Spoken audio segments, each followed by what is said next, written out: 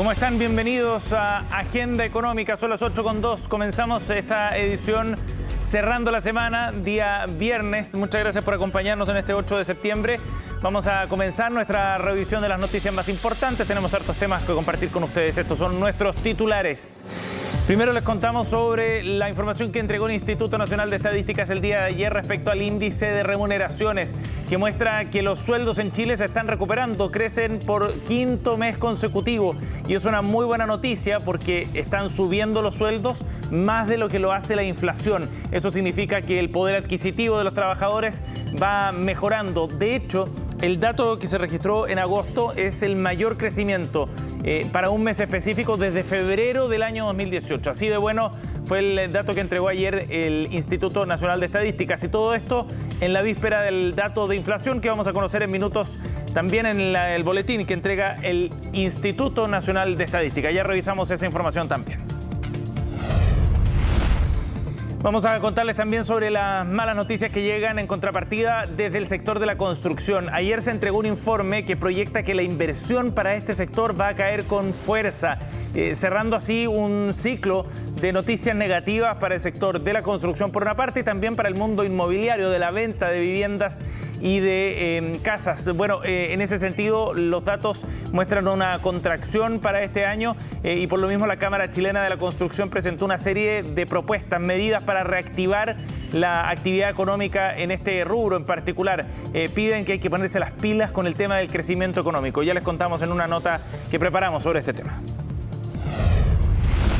Veamos también qué es lo que ocurre con la discusión en materia previsional. Ayer fue una jornada que podría ser bien interesante desde el punto de vista de las señales que se están dando en el mundo político para tratar de llegar a un acuerdo y sacar el proyecto. Desde el gobierno ratifican la idea de presentar cambios a la iniciativa en el Congreso durante este mes. Ojalá en octubre o noviembre, a más tardar, sacar el proyecto de la Cámara de Diputados, es lo que ha planteado la ministra Janet Jara. Mientras desde la oposición dicen que hay apertura algo mayor a lo que había meses atrás a llegar a un acuerdo en algunos temas específicos. Por ejemplo, en la separación de la industria. Les contamos qué fue lo que ocurrió ayer en torno a esta materia. Y vamos a ver también qué es lo que está pasando con el precio del dólar. Sigue subiendo, ¿eh? Ayer 14 pesos ganó en el mercado local y llegó a otro máximo que no veíamos desde diciembre del año pasado. Así de fuerte ha sido el repunte de las últimas semanas para la moneda norteamericana. ¿Podría llegar a los 900 pesos? Se preguntan muchos en el mercado. Ya les contamos más también del análisis que se está viendo respecto a la evolución del tipo de cambio. Y nos vamos a los mercados precisamente. Veamos qué es lo que está pasando a nivel bursátil a esta hora de la mañana en Europa, en Asia. Da pistas también de lo que puede ocurrir durante el resto de la mañana.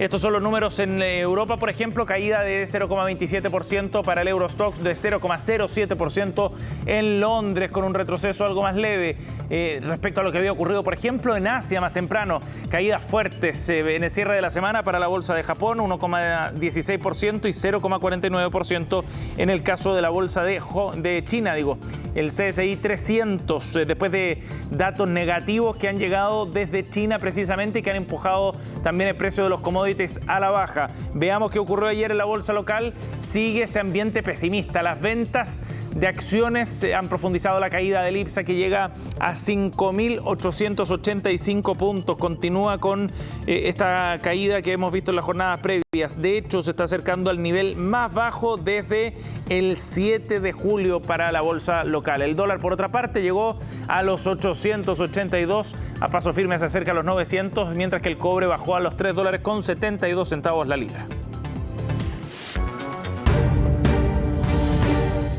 Bien, estábamos esperando este dato para partir la edición de Agenda Económica de hoy. Tenemos el dato de inflación del mes de agosto. Buena noticia la que nos entrega el Instituto Nacional de Estadísticas, porque la variación del IPC en agosto fue de 0,1%. Ese es el dato que ha compartido entonces a esta hora el Instituto Nacional de Estadísticas, y es una buena noticia por varias razones. Primero, el mercado estaba esperando un 0,3%, de acuerdo a la encuesta de expectativas económicas del Banco Central. O sea, la confirmación finalmente nuevamente del IPC fue menor a lo que se había previsto inicialmente. Buen dato también porque ratifica la tendencia a la baja del IPC acumulado. En 12 meses el IPC acumula 5,3%. Y esta, como decíamos, es una muy buena noticia después de tanto tiempo en que la inflación estuvo disparada en nuestro país. Y es otro dato bien relevante si es que lo comparamos con el dato de IPC de agosto del año pasado. Fíjense que hace un año el dato mensual había sido de 1,2%. Estábamos en un contexto bien distinto. La inflación se disparaba a sus máximos y el ciclo inflacionario parecía en ese momento no tener solución de corto plazo, pero ya un año después estamos en un escenario muy distinto. La inflación entonces llega a un 0,1% en la variación de precios registrada en agosto. ¿Qué ítems destacan? Bueno, alzas de alimentos y bebidas no alcohólicas y de vivienda y servicios básicos, y la disminución también de precios en bienes y servicios diversos, es lo que informa el Instituto Nacional de Estadísticas para su boletín de hoy. Veamos específicamente qué fue lo que ocurrió en algunos productos. Por ejemplo, la gasolina en el mes de agosto presentó un aumento mensual de 2,1%. Este fue uno de los productos que impulsó al alza el IPC.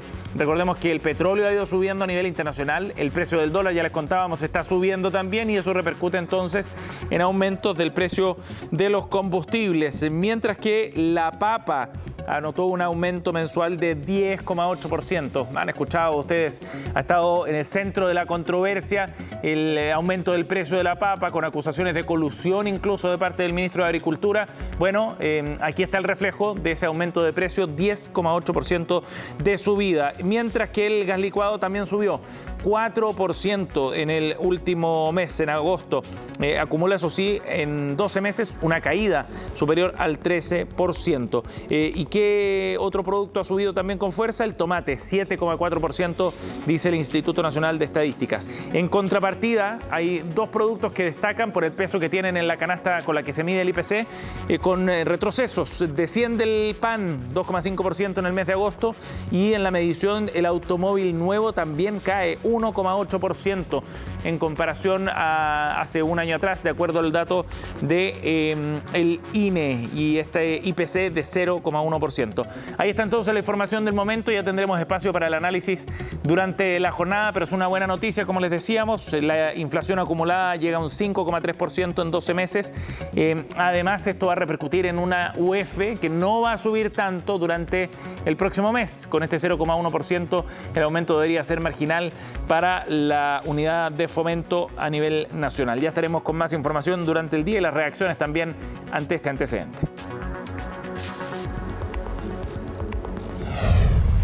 8,9, como le contábamos en los titulares, de la mano de una inflación que ha ido cayendo en los últimos meses y que se ratifica con este dato de agosto, los sueldos en nuestro país también han podido recuperar capacidad de compra para los trabajadores. Veamos los datos que también entregó el INE el día de ayer con el índice de remuneraciones, que en términos reales en el año ha subido 2,8%. Esa es la acumulación de cómo han subido los sueldos por sobre la inflación. A eso nos referimos cuando hablamos de una subida de las remuneraciones reales, 2,8% para el acumulado anual en los últimos 12 meses. En lo que va de 2023 también se han recuperado los sueldos en 2,7%, es lo que informaba el Instituto Nacional de Estadísticas, donde destacan el sector del comercio y de operadores financieros como dos de los que han tenido los mayores repuntes de la recuperación de sueldos. Este es un dato muy relevante porque cuando hablamos de la recuperación real significa de recuperación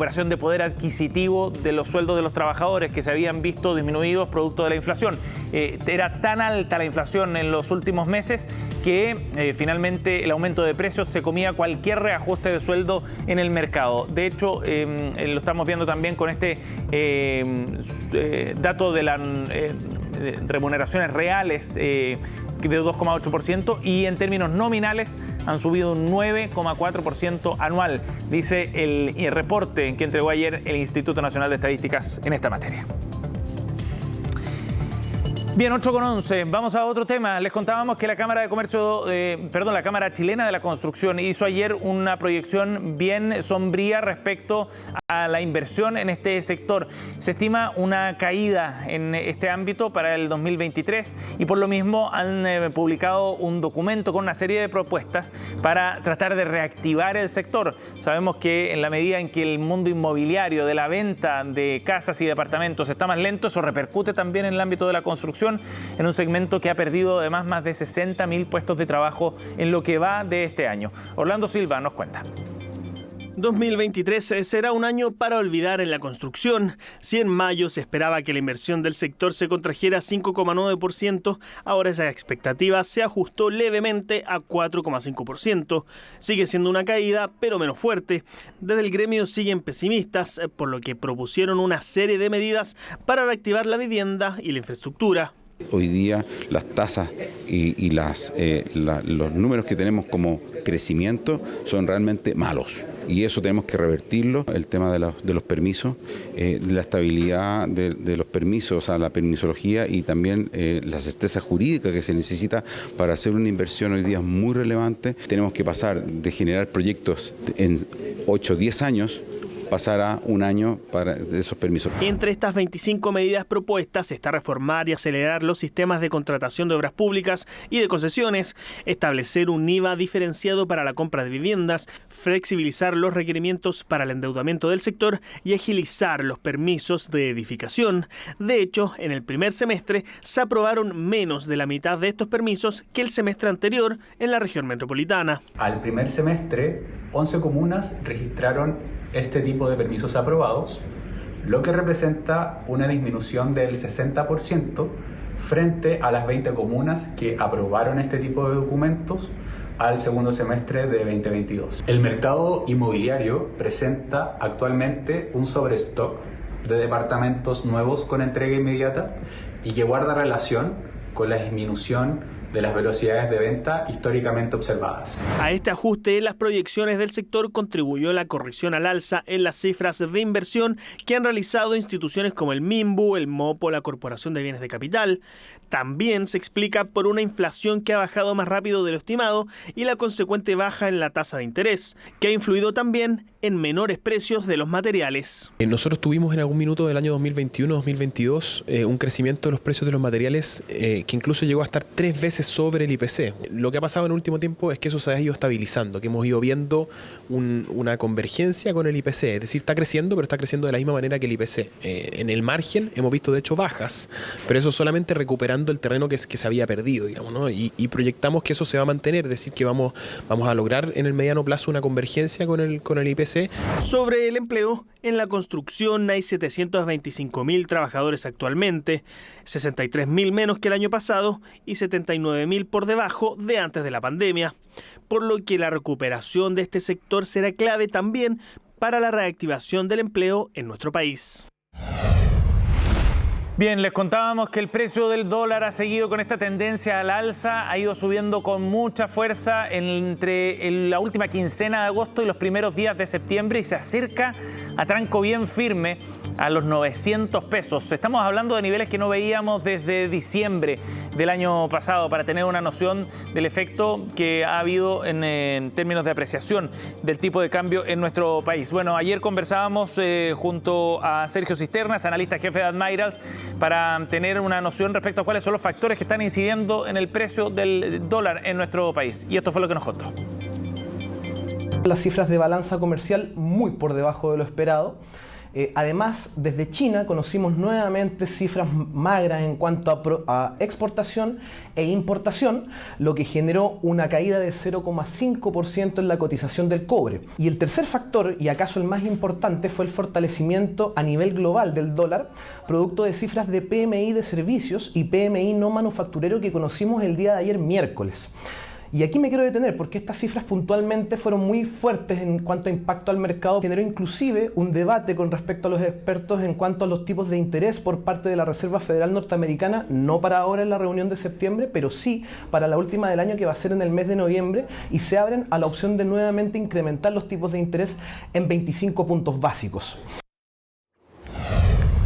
8:16, ha sido una semana noticiosa en torno a la reforma de pensiones que está en discusión en el Congreso, por varias razones. Primero, por la decisión del gobierno de separar esta iniciativa, como lo confirmó la ministra Janet Jara, y también por la apertura que han ido mostrando algunos actores para tratar de llegar a un acuerdo y de esta forma, ojalá, despachar esta iniciativa desde la Cámara de Diputados al Senado antes de noviembre. Ayer en un seminario participó la ministra del Trabajo, Janet Jara, y explicó parte de la estrategia que está diseñando el Ejecutivo en materia legislativa. Como señalaba hace unos días atrás, el presidente ha dispuesto que el proyecto de ley se aliviane en su contenido y por tanto que ahora las indicaciones van a versar en particular sobre el seguro social, la división de la industria y la PGU, pero temas tan importantes como el pilar del ahorro voluntario previsional van a quedar para un segundo momento legislativo que esperamos también poder ingresarlo prontamente, pero que nos permita salir de los primeros temas de manera más rápida. ¿Por qué? Porque la gente necesita tener un ingreso que le permita llegar más tranquila a fin de mes. Porque hay mucha incertidumbre en la sociedad chilena y la incertidumbre no se instala solamente en los círculos empresariales, en los círculos inversores, sino que también en los hogares, que no tienen cómo llegar a fin de mes tranquilos. Bien, esa fue parte de la exposición de la ministra Jara en este seminario que organizó ayer Sofofa y donde también participó Guillermo Ramírez, diputado de la UDI. Y hay aquí una visión interesante respecto a la apertura sobre discutir ciertos temas. Por ejemplo, en la división de la industria que está proponiendo el gobierno, un tema que el mismo diputado Ramírez reconoció están analizando más en profundidad, pero con mecanismos distintos a los que ha planteado hasta ahora el gobierno. ¿Cuál es la razón por la cual uno puede explorar esta idea? Es una razón completamente distinta. Es porque podría, y eso es lo que hay que terminar de demostrar, y es lo mismo que dijo la exministra Saldívar, podría, cosa que no está demostrada, fomentar la competencia. Tenemos primero que comprobar que eso podría fomentar la competencia. Muy mala idea cualquiera de esos dos modelos que propone el gobierno.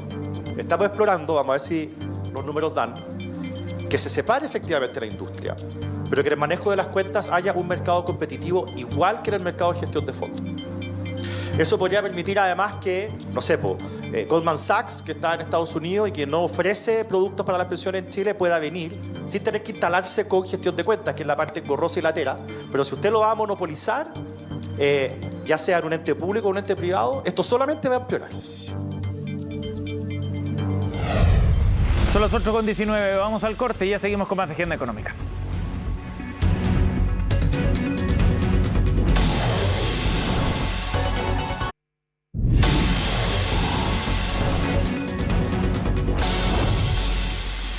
Ya estamos de vuelta, son las 8:22. Los días viernes hablamos de emprendimiento a nivel nacional, del ecosistema de innovación y vamos a conversar de los pasos que está dando una aceleradora de negocios que ha desarrollado ya más de 100 proyectos en 20 industrias distintas y que ahora ha conseguido una importante certificación que ratifica parte del compromiso que tiene este mundo del ecosistema emprendedor chileno. Ha recibido una distinción como empresa B. Vamos a conversar de este tema junto a la gerente de Inspiral, Camila Moore, que nos acompaña a esta hora. ¿Cómo estás, Camila? Buenos días.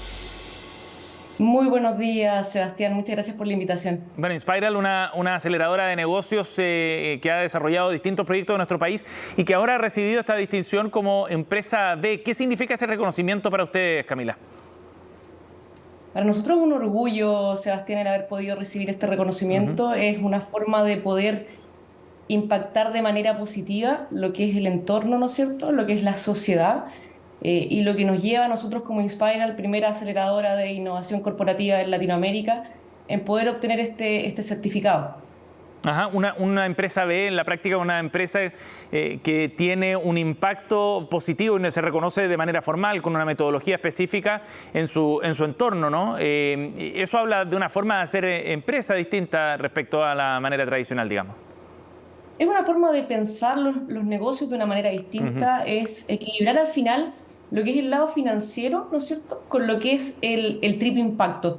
El poder, hoy día yo creo que las sociedades y las empresas somos responsables de darnos cuenta de cómo el mundo está cambiando, el impacto que está teniendo, ¿no es cierto?, el cambio climático, el impacto que generan nuestros negocios, ¿no es cierto?, en las distintas comunidades.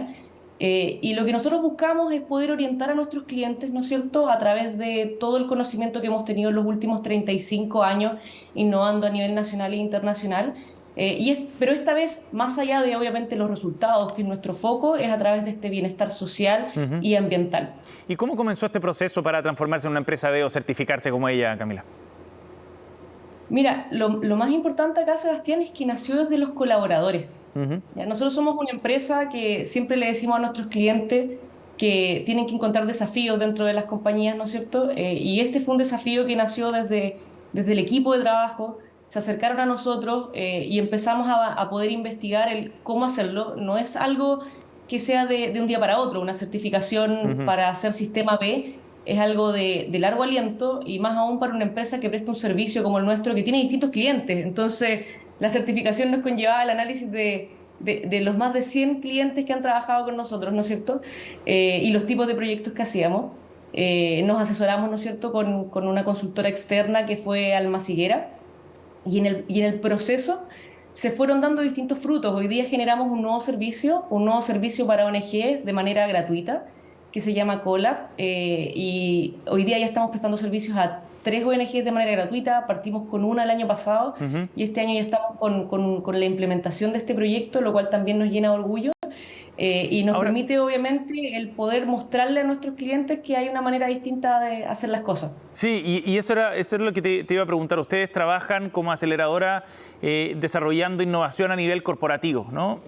¿Cómo se traspasa de alguna manera el espíritu de lo que define esa empresa B hacia tus clientes también? Mira, te explico un poco. Inspira, nosotros somos una aceleradora de innovación corporativa. Nosotros a nuestros clientes siempre les decimos qué significa eso, ¿no es cierto? Nosotros llevamos más de 35 años trabajando en el ecosistema y siempre para grandes empresas. ¿Cuál es el propósito? Nuestro propósito es que Chile crezca, y para eso queremos que las empresas de Chile innoven al nivel de las más grandes del mundo. Hemos trabajado, ¿no es cierto?, como tú comentaste, con más de 100 grandes empresas, entre ellas Sodimac, SQM, Hortifruti, Lipigas, ¿no es cierto? Si te das cuenta, no existe una industria. Estamos hablando de minería, retail, seguro, etcétera. O sea, nosotros simplemente traspasamos metodología y somos capaces de que las empresas logren implementar áreas de innovación, operarlas, ¿no es cierto?, y siempre con un foco en los resultados. Pero nos empezamos a dar cuenta, ¿no es cierto?, que en los últimos, te diría, 3, 4, 5 años, que las empresas, dentro de estos desafíos que empezaban a identificar, empezaba a aparecer un poquito lo que es el camino de la sustentabilidad, la sostenibilidad, y teníamos que nosotros también empezar a capacitarnos en esto y en certificarnos de tal manera de poder ser, además de la principal aceleradora de innovación de negocios, como tú nos comentaste inicialmente, en ir por este camino también del triple impacto y el poder ayudarlos en estos desafíos, ¿no es cierto?, que son los nuevos desafíos que van a ir apareciendo hoy en día, principalmente por la crisis climática, etcétera. Cuéntame, Sebastián. Sí, y ustedes ven a lo largo de estos años que llevan trabajando con las grandes empresas que hay un cambio también de parte de ellas respecto a la importancia de la innovación o a la importancia de asumir estos desafíos como el cambio climático, por ejemplo, como enfrentar el cambio climático dentro de sus modelos de negocio. Completamente. O sea, yo te podría decir, Sebastián, que en los últimos 10 años más o menos la innovación en Chile, el ecosistema ha madurado, tanto sea en los corporativos como también en la generación de startups, ¿no es cierto? Hoy día nosotros podemos ver que, gracias a Dios, tenemos ya un portafolio de unicornios presentes en nuestro país, ¿no es cierto? Pero desde el lado del mundo corporativo, que es el mundo mucho más estructurado, ¿no es cierto?, nosotros hemos visto que muchas de estas grandes empresas ya tienen sus áreas de innovación, y por lo mismo nosotros también tuvimos que hacer un refresh, ¿no es cierto?, en nuestro negocio y empezar a armar nuevas propuestas que les permitan a estas empresas que ya tienen armados, ¿no es cierto?, sus áreas de innovación, entregarles nuevas soluciones, ¿no es cierto?, ya sea con la conexión de startup, generación de startup, etcétera. Pero vimos también, ¿no es cierto?, lo que tú me preguntas va ligado hacia el tema de la sustentabilidad, y es efectivo. Empiezan a aparecer temas de cambio climático, estrés hídrico. Podemos ver harto también impacto en comunidades. O sea, tenemos clientes hoy día que llegan a nosotros a decirnos cómo innovo de tal manera de generar una licencia social, o sea, cómo yo le retribuyo a esta comunidad en la cual yo estoy hoy día inmerso, en la cual estoy trabajando, ¿no es cierto?, que adicionalmente de la fuerza laboral, cómo yo le entrego algo más. Y la innovación es un camino súper interesante, es un camino con resultados rápidos y con soluciones de gran impacto, ¿no es cierto?, que hoy día le están permitiendo a estas empresas diferenciarse de su competencia, no solo en sus productos, sino también cómo obviamente impactan al ecosistema, impactan al medio ambiente y impactan también a sus comunidades. Sí, y eso genera un círculo virtuoso finalmente en distintos actores. Exacto. Camila, gracias por conversar con nosotros esta mañana aquí en Agenda Económica. Gracias, Sebastián. Chao. 8:29, nos vamos. Gracias por acompañarnos. En minutos ya partimos Noticias Express, como cada mañana junto a Frecia Soltov.